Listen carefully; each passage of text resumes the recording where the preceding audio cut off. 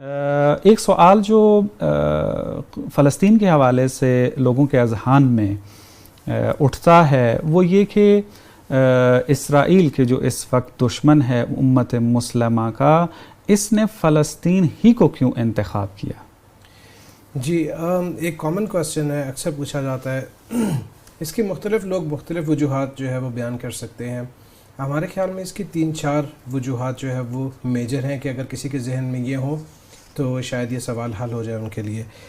سب سے پہلے تو یہ کہ ہمیں ایک فینومینا اس وقت دنیا کے اندر درکار ہے اور اس وقت ہم درپیش ہیں اس فینومینا سے، اس کا نام ہے نیو ورلڈ آرڈر، NWO۔ اگر آپ نیو ورلڈ آرڈر کی تفاصیل پڑھیں تو اس کے اندر اس کا گہرا ایک جو ہے وہ آپ سمجھیں کہ اس کا سمبند ہے کس چیز کے ساتھ؟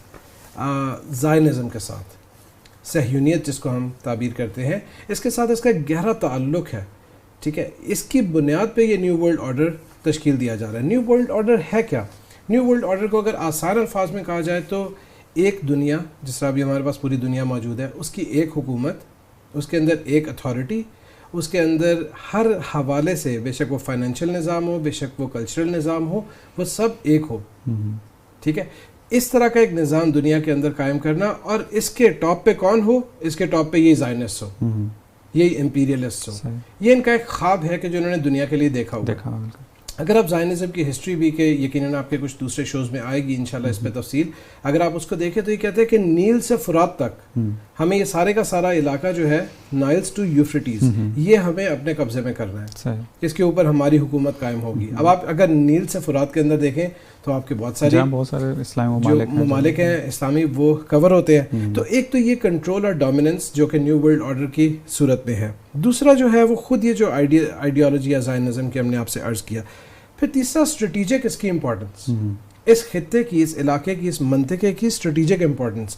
اس کے اندر ہم دیکھتے ہیں کہ ایشیا لے لیں یا مڈل ایسٹ لے لیں یا یورپ لے لیں، ان تینوں کے حوالے سے اگر فلسطین کو دیکھا جائے تو اس کی ایک بہت ہی ایک اچھی اسٹریٹجی کے حوالے سے بہت اچھی لوکیشن بنتی ہے۔ اس کے اوپر قبضہ ہونا بہت ضروری ہے، ٹھیک ہے۔ یہ قبضہ اپنا رکھنے کے لیے یا قائم کرنے کے لیے انہوں نے اس خطے کا سلیکشن کیا۔ تو خود اسلام کا افریقہ کے ساتھ جو رابطہ ہے، افریقہ کے ساتھ بالکل ایسے اسی راستے سے۔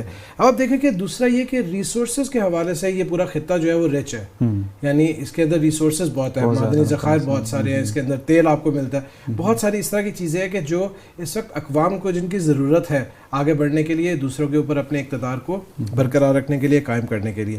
تو اکنامک ریزنز اس کے ساتھ آ گئی، ظاہر ہے کہ جہاں پر ریسورسز ہوں گے وہاں پر آپ کی اقتصادی ریزنز آ جائیں گی۔ اسی طرح سے ہم دیکھیں کہ مسلمانوں کی جو سرزمین ہے جہاں پر سارے مسلمان ملک ہیں، اس کے قلب میں واقع ہو رہی ہے۔ اس کے اوپر قبضے کا مطلب ہے کہ باقی مسلمان حکومتوں کے اوپر اگر قبضہ نہ بھی ہو تو اس لیول کا آپ کا کنٹرول ہوگا کہ وہ آپ کی بات سنیں گے، ٹھیک ہے۔ تو اس زمین کا ایک خود جو ہے وہ ایک سابقہ رہا ہے، جس طرح آغا صاحب نے بھی بیان کیا کہ پیچھے جو جنگیں بھی ہوئیں، جس سے بھی تھوڑی سی ہسٹری دیکھی ہے اس خطے کی، تو اس خطے کی ڈومیننس کا مطلب ہے کہ تقریباً دنیا پر ڈومیننس، ٹھیک ہے۔ اور پھر جو ہے وہ ہم آخری جو ایک بات اس میں کرنا چاہیں گے وہ ہے جس کا زیادہ میں قائل، ان ساری وجوہات کے ہوتے ہوئے سب سے زیادہ حقیر جس چیز کا قائل ہے وہ یہ ہے کہ امام زمانہ علیہ السلام کا ظہور، حضرت امام کا ظہور، اس کا گہرا تعلق ہے سرزمین سے۔ اور اس کو ہم آگے جا کے انشاءاللہ مزید بھی ایکسپلین کریں گے کہ آپ اگر دیکھیں خود امام کے ظہور کو، کہ مدینہ کے اندر آپ کے پاس مخفی ظہور ہوگا امام کا، ایک لمیٹڈ لیول پر ہوگا، اور یہ روایات میں ساری چیزیں موجود ہیں۔